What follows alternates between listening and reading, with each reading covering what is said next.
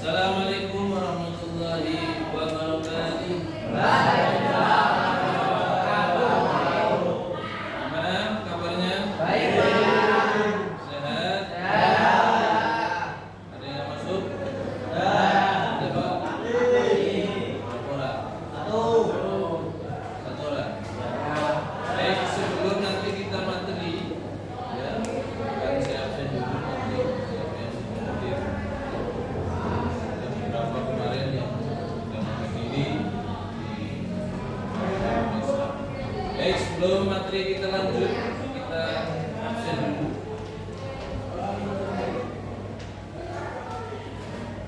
Kelas geografi ini.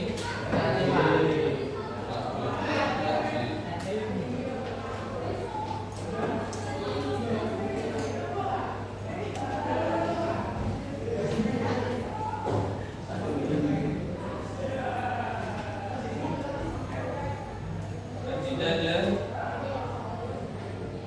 Bagus. Ya, Pak. Mana? Anda? Andika? Aras? Bayu? Cinta? Dimas?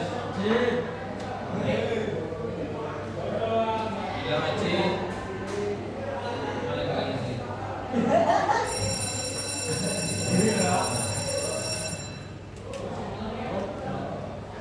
Lutfi? Mansur? Mesya? Muhammad Zaki? Muhammad Rafli? Muhammad Maulana? Raisa Putra? Sabrina? Asafin? Rafli? Mana sih?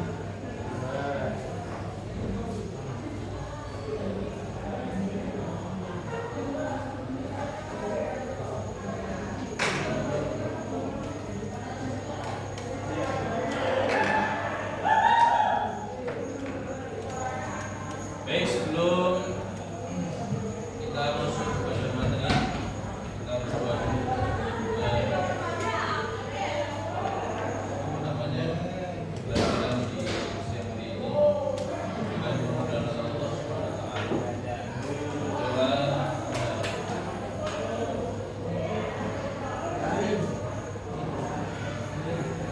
Coba selesai. Baik, pada pertemuan yang sangat bahagia ini kita akan membahas tentang akhlak dalam apa? Islam. Ya.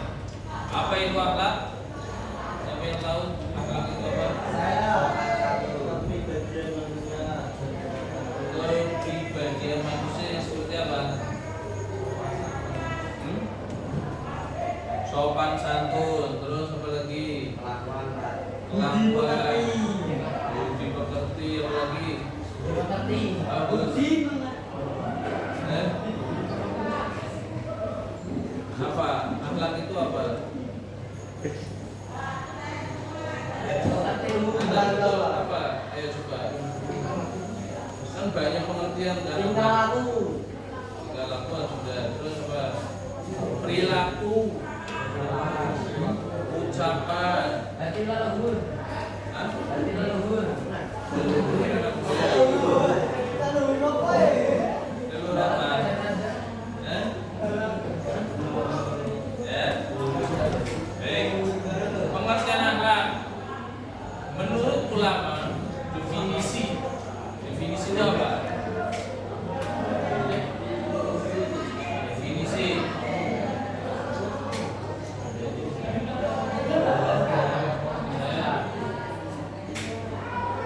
yang menurut ulama definisi perbuatan akhlak adalah perbuatan atau sifat yang kebaikan atau keburukannya diketahui akal sehat dan semua manusia di semua zaman dan tempat sepakat tentang kebaikan atau keburukannya. Ya, jadi perbuatan atau sifat yang kebaikannya atau keburukannya diketahui akal sehat dan semua manusia tahu. Contohnya seperti apa? Contohnya kamu berbuat tidak baik atau mungkin mempunyai akhlak yang tercela seperti mencuri. Itu kan kalau pas kamu pas kamu apes ya, itu kan pasti semua orang akan tahu perbuatan kamu. Ataupun akhlak yang kurang baik. Contohnya seperti apa? Kamu bertutur kata yang buruk, yang mempunyai tingkah laku yang kurang sopan, etikanya jelek, itu kan pasti diketahui oleh orang lain. Teman-teman kamu pasti tahu semua. Maka ya teman-teman kamu bisa menilai kamu. Oh, dia akhlaknya baik, dia akhlaknya tidak baik, ya, atau akhlaknya dia baik, ya pasti ketahui. Saya yakin dalam satu kelas ini mempunyai pandangan-pandangan terkait dengan teman-teman kamu. Pasti kamu tahu Reza itu orangnya bagaimana. Dia orangnya tingkah lakunya baik, tapi kalau datang selalu telat. Ya, ini kan diketahui temennya. Lutfi orangnya terbaik, tapi kadang suka tertutup. Ini harus diketahui temannya. Agus orangnya baik, dia suka menolong, diketahui temennya. Dan yang buruk pun diketahui. Ya, Andika kalau di kelas pasti tidur, atau dapat pasti telat. Ya, diketahui oleh temannya. Ini masuk kategori kategori perilaku. Kemudian apa? Banyak ayat Al-Quran yang berbicara tentang akhlak dan moral, bahkan kebanyakan kisah-kisahnya bertujuan membentuk akhlak mulia dalam diri manusia. Ribuan hadis dinukil dari Rasulullah SAW dan para imam seputar masalah akhlak terpuji.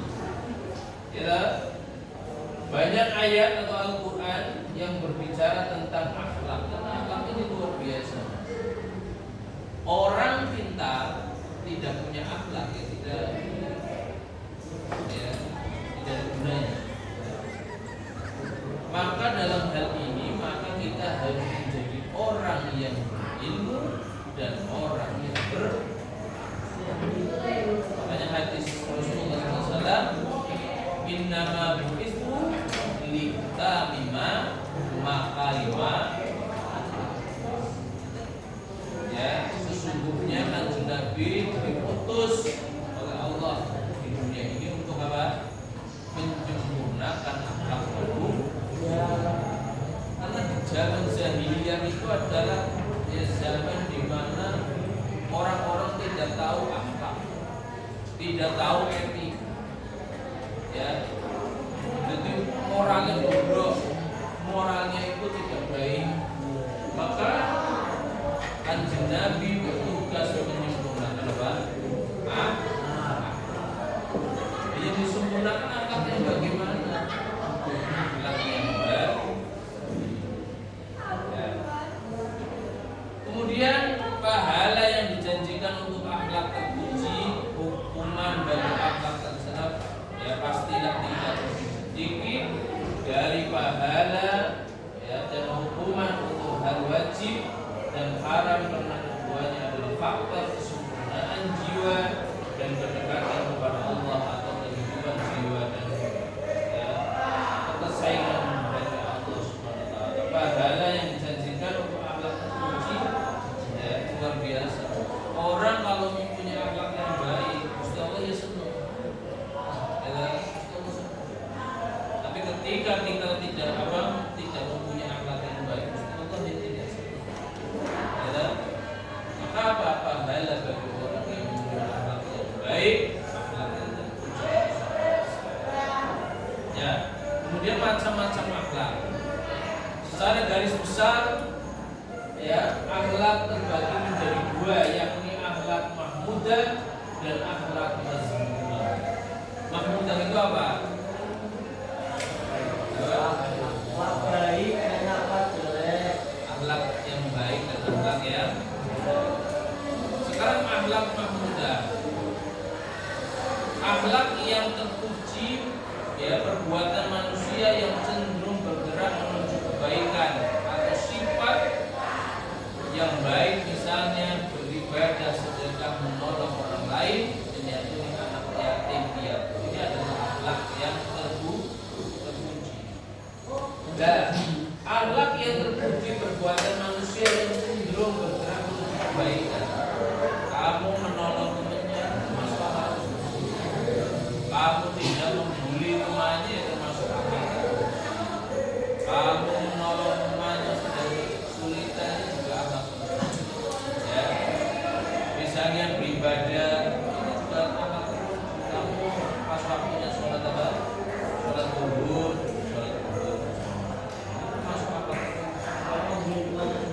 ya nggak boleh. Temannya dihina, temannya dicaci, tidak boleh.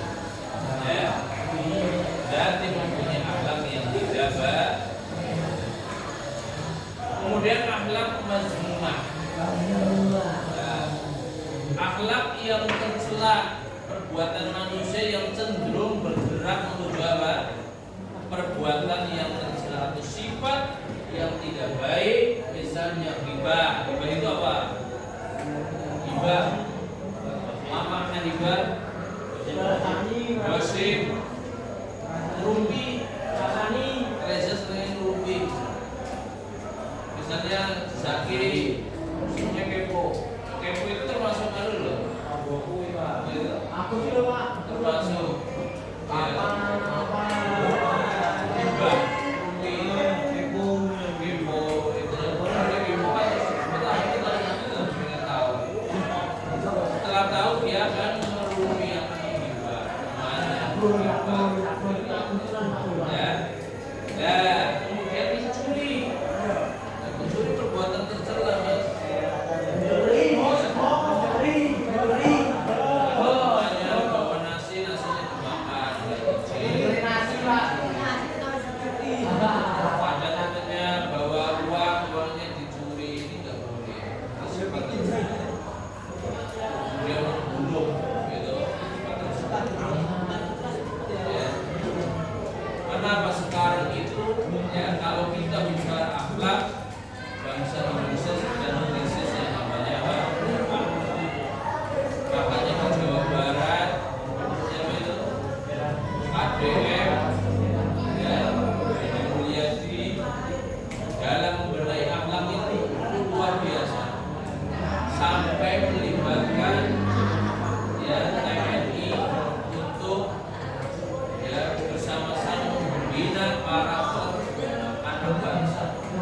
Kenapa? Akhlak ini sangat, ya, sangat fatal kalau sampai anak, ya, anak mempunyai akhlak yang tidak baik. Makanya apa dibawa ke barat untuk apa? Untuk dididik akhlak agar mempunyai akhlak yang baik. Insya Allah setelah akhlaknya baik, semua kebaikan-kebaikan tapi ketika akhlaknya sudah tidak baik, maka, ya, kehidupan mulai tidak baik juga. Ya, karena apa? Orang yang mempunyai akhlak yang tidak baik kan akan, ya, tadi mencuri, membunuh, memfitnah, membunuh dan sebagainya. Ini termasuk sifat, ya, akhlak yang tidak baik atau mazmum. Ya, maka dalam hal ini kita harus mulai menata hati kita, mulai menata akhlak kita yang tadinya kurang baik, mulai diperbaiki. Agar apa? Ya, agar senantiasa kita menjadi orang-orang yang berakhlak. Gak ada ruginya, Mas, ketika kita menjadi orang yang baik. Gak ada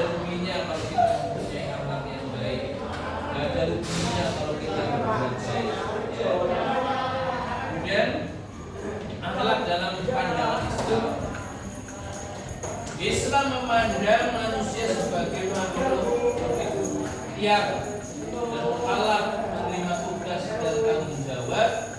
Dia tidak diciptakan tanpa suatu tujuan, tetapi lahir untuk mendapatkan kesempurnaan jiwa dan bergerak menuju Allah yang akhirnya bermuara pada kehidupan bahagia dan akhirat. Manusia adalah makhluk dua dimensi.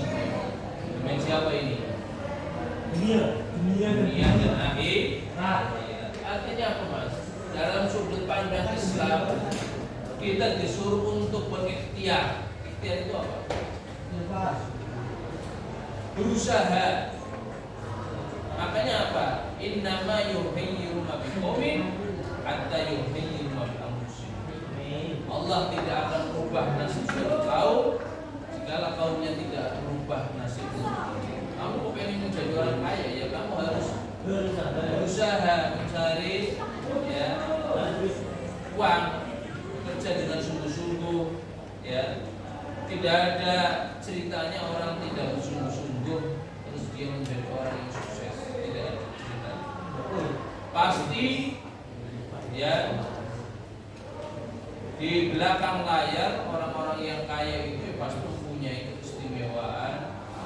Mungkin dalam segi ya, semangatnya dalam mencari uang itu luar biasa. Ya mungkin dari segi ya prihatinya luar biasa. Banyak ya aspek yang menuju orang-orang menjadi sukses.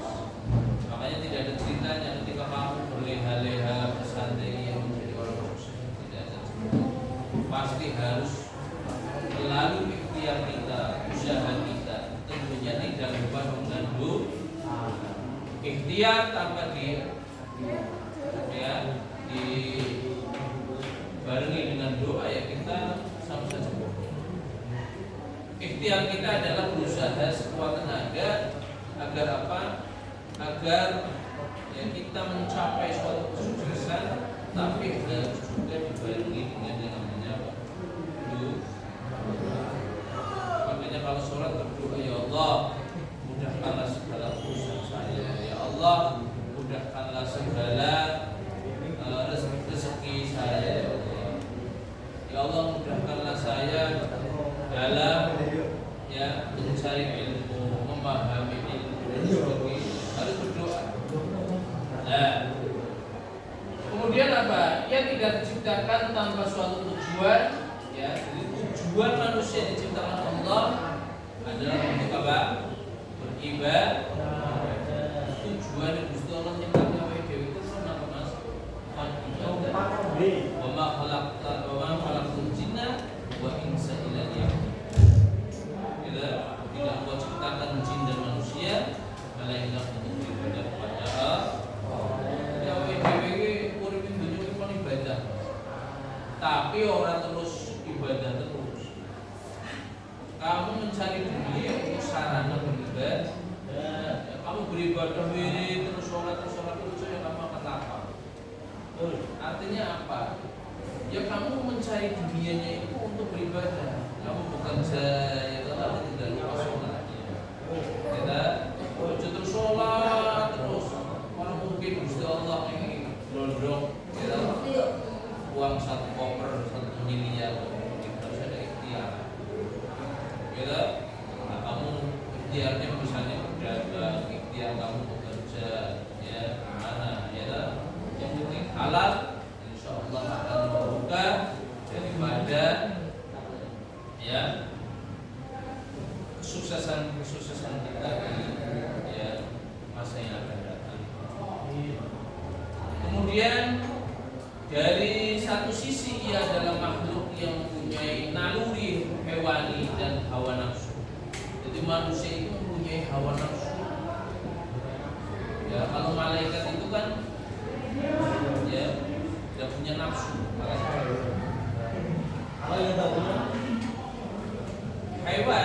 Hewan itu tidak dikasih akal, tapi hanya dikasih nafsu.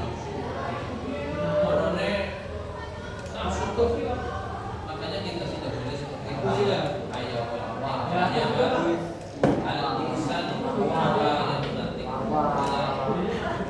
Tidak dalam manusia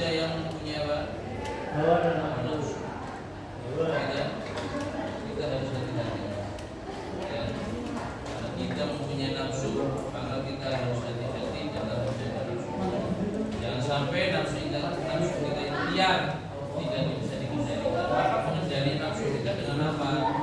Dengan puasa, dengan mendekatkan diri kepada Allah. Ini akan menekan, menekan nafsu yang ada di dalam diri kita. Karena kalau sampai liar bahaya tuh.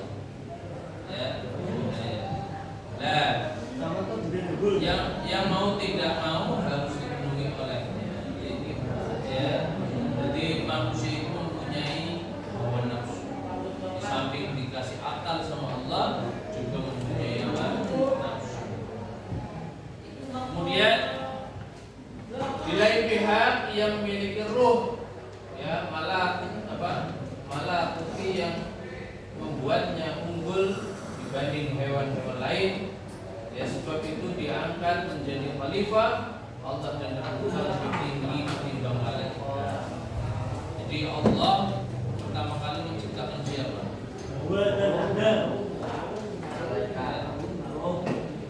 Menciptakan siapa dulu? Iblis. Allah. Menciptakan Agus. Menciptakan siapa dulu? Malaik. Jadi manusia itu diciptakan setelah Allah menciptakan iblis, menciptakan malaikat, baru menciptakan manusia. Sehingga ketika Allah menciptakan manusia itu protes kalau siapa? Malaikat. Ya Allah, kenapa Engkau menciptakan manusia? Padahal manusia akan membuat kerusakan di muka. Tapi Allah mempunyai rahasia yang malaikat itu tidak tahu. Kan sebelum bumi manusia kan di sini ada tirai. Tirai. Kan sebelum manusia kan ini bumi ini bagus dihuni sama tirai. Karena tirai itu apa? Dinosaurus. Itu kan peradaban. Itu asli gak Pak? Apa namanya? Jadi Allah proses kalau malaikat. Tapi Allah mempunyai rencana lain untuk manusia. Sampai karena apa? Kayak iblis, Allah menciptakan Nabi Adam, diciptakan dari tanah liat dan diberikan roh ke dalamnya. Iblis itu tidak terima, Mas. Ya Allah, kenapa malaikat disuruh sujud kepada apa? Nabi Adam mau. Jangan jawab. Iblis disuruh tunduk kepada Nabi Adam, tidak mau. Dengan alasan apa? Dia lebih mulia diciptakan dari api daripada Nabi Adam diciptakan dari tanah. Akhirnya disitulah kesombongan iblis muncul, sehingga Allah murka terhadap iblis.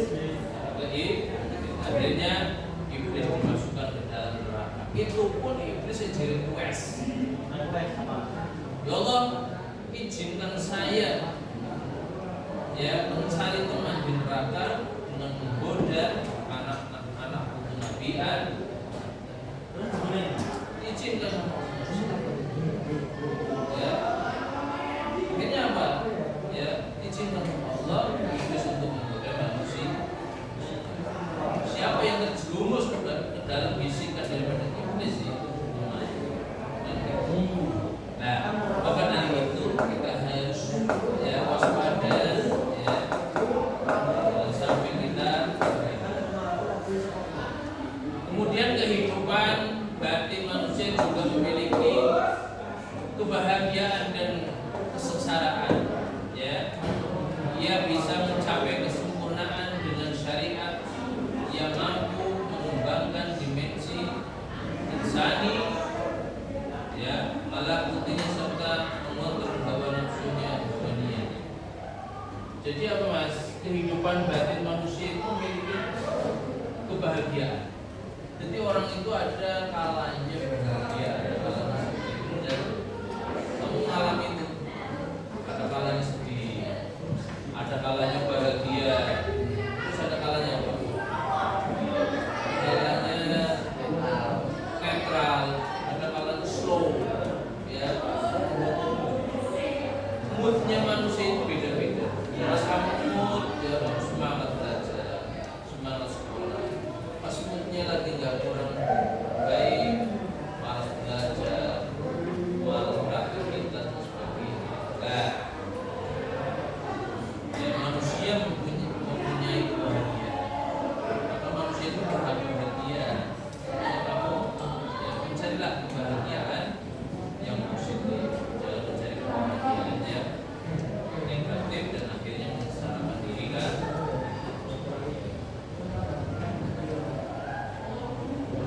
Akhlak dalam Islam bertumpu atas iman kepada Allah, hari akhir, harapan akan pahala, rasa takut dari azab yang merupakan jaminan terbaik seorang yang berakhlak mulia. Ya, akhlak dalam Islam bertumpu atas iman kepada Allah. Iman itu apa? Siapa yang tahu iman? Percaya. Seringkali saya ulas. Kalau takwa itu apa?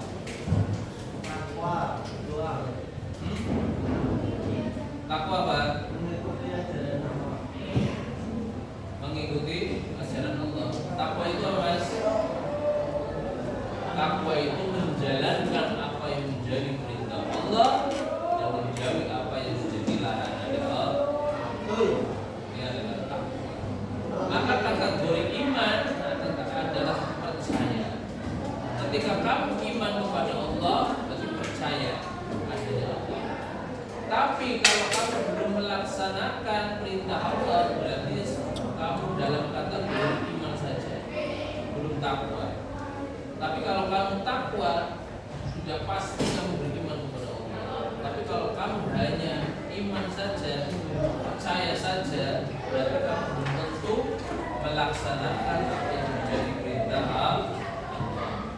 Kemudian dampak dari iman kepada Allah, ya, dan mencari ridhonya adalah seseorang bisa lebih mudah mengendalikan naluri hawa dianya yang menghidupkan dirinya dari kemanusiaan. Kita harus menjaga, mengontrol ya hawa nafsu kita agar tidak sampai kita terjerumus kepada hal-hal ya, yang kurang baik untuk kita, ya, kemudian terjerumus kepada hal-hal yang negatif. Kemudian karakteristik akhlakul karimah. Karakteristik akhlakul karimah ialah suatu karakter yang harus dimiliki oleh seorang muslim dengan berdasarkan Al-Quran dan hadis. Pedoman umat Islam itu ada berapa? Yang pertama apa? Al-Quran, kemudian hadis, kemudian ijma, kemudian qiyas. Inilah pedoman daripada orang Islam. Yang pertama adalah kita tidak boleh lepas dari Al-Quran. Kita tidak boleh lepas dari hadis. Ya. Al-Quran menerangkan, hadis yang menjabarkan. Ya. Ini kalau kamu mau memahami Al-Quran, ya, hanya memahami saja, tidak mau belajar hadis, nanti kamu akan susah. Karena apa? Al-Quran menerangkan kita ya, disuruh untuk zakat, kita disuruh untuk sholat. Tapi rangkaian ataupun rangkaian ataupun tata caranya itu tidak diterangkan dari Quran, tapi diterangkan ke hadisnya menjelaskan. Ya. Kemudian karakteristik ajaran akhlakul karimah dalam bidang budaya mengajarkan kepada seorang muslim yang soleh untuk menjalankan kebudayaan dan mengenali sumber-sumber Islam secara tepat. Ya. Jadi karakteristik daripada akhlakul karimah dalam bidang budaya pasti di semua wilayah mempunyai budaya sendiri. Mungkin di rumah kamu, di desa kamu ada budaya yang namanya buat di desa. Ada yang di kamu ada budaya, misalnya kalau orang ya hamil ada yang namanya apa? Mitoni, kemudian ngapati, itulah budaya. Ya, mengajarkan kepada seorang mukmin yang soleh untuk menjalankan budaya. Selagi budaya itu tidak melenceng, ya dari syariat Islam. Hanya para wali songo datang ke Indonesia itu tidak merubah budaya, Mas. tidak merubah, tidak menghilangkan budayanya, tetapi memasukkan nilai-nilai keislaman di dalam budaya kita. Ya, contoh misalnya dulu sebelum Islam datang, orang-orang ketika ya kumpul bareng, ada ingkungnya, ada mungkin ada nasinya, ada lalapannya dan sebagainya yang dibaca Hong Walihe, Abrakadabra, mungkin seperti itu. Tapi dengan adanya Islam yang masuk ya lewat budaya, akhirnya diganti apa? Ila hadratin Nabi Mustafa Sayyidina Muhammad sallallahu alaihi wasallam. Ya, tidak meninggal apa, tidak membuang nilai budayanya, tidak membuang orang membawa nasi kumpul itu tidak dibuang, tapi justru ya dikembangkan, tapi melalui pendekatan ke Islam. Yang biasanya ingkungnya itu ditokone nopo, sore kuwi akhirnya dibikin saya tidak di budaya berkata, kita ini dulunya itu seperti itu. Jadi ya daripada itu mubazir, taruh pohon besar, taruh di batu yang besar, akhirnya ya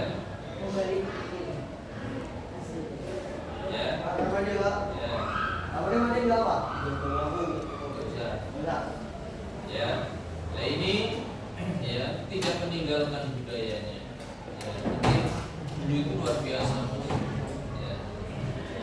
Tujuan mempelajari karakteristik sejarah akhlakul karimah dalam bidang ilmu dan budaya adalah untuk menghantarkan umat manusia hidup bahagia. Tujuannya agar kita hidup itu ya bahagia. Ya, akhlak dalam bidang sosial sekarang. Karakteristik ajaran akhlakul karimah di bidang sosial. Sosial itu berarti lewatnya apa? Masyarakat. Ya. Kamu dalam hidup bermasyarakat harus mencerminkan ya kamu mempunyai akhlakul karimah yang baik. Jadi kamu harus ada bedanya, Mas, antara orang yang orang yang sekolah dengan orang yang tidak sekolah itu kan harus ada beda. Beda dari segi akhlakul karimah, beda dalam segi pemikiran, beda dalam segi kedewasaan, beda dalam segi memutuskan suatu perkara. Ini harus beda antara kamu dengan orang yang apa? Harus membedakan antara kamu dengan orang yang tidak sekolah dengan orang yang sekolah. Kemudian ajaran akhlakul karimah di bidang sosial ini sangat diperlukan agar ilmu sosial yang tidak hanya menjelaskan dan mengubah fenomena sosial, tetapi juga memberikan petunjuk ke arah transformasi. Ya, ketika kita nanti bermasyarakat ya dengan akhlak yang baik, kita bisa mencontohkan kepada masyarakat, kemudian sehingga menjadi ya fenomena sosial bahwasanya anak-anak di zaman sekarang mempunyai akhlak yang baik. Ya. Akhlak dalam bidang ekonomi, ya ajaran akhlakul karimah dalam ekonomi mempunyai tujuan yakni memenuhi kebutuhan hidup seseorang secara lengkap dan sederhana, memenuhi kebutuhan keluarganya, kebutuhan jangka panjang, serta memberikan bantuan dan sumbangan menurut jalan Allah SWT. Pasti di ya kampung-kampung pasti ada yang namanya bantuan sosial, ya. Kemudian apa? Bantuan kalau dari pemerintah ya PKH, sembako dan sebagainya. Ini bentuk daripada apa? Akhlak dalam bidang ekonomi. Ya. Kemudian akhlak dalam bidang kesehatan apa? Mewajibkan memelihara kesehatan dengan cara mengajak dan menganjurkan seseorang untuk menjaga kebersihan. Makanya di lingkungan kalian RT-RT-nya pasti ribut agar kita selalu menjaga kebersihan lingkungan. Kebersihan selokan-selokan di depan rumah kita, kebersihan lingkungan di